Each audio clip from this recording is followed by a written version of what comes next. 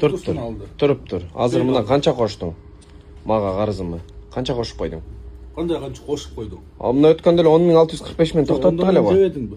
Эмне жедим одойн? Бүгүн бир чай, эки тукум. Кече келип жегендериң кошулабы? Кана карачы. Мына жерге камера койбосок болбойт э. Мен 10 күндө эле кантип 10 миң жейм не? Кандай мен магазиниме камера коесуң э? 10.600. Көрдүңбү муну адашып атасың эле таке.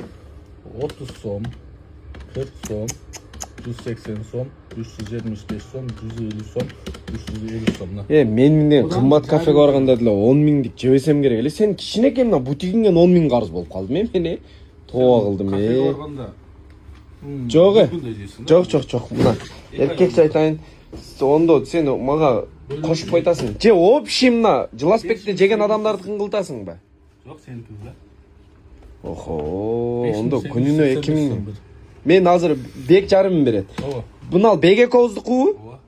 Бек көп жеп атат экен. Эркекче айтайын.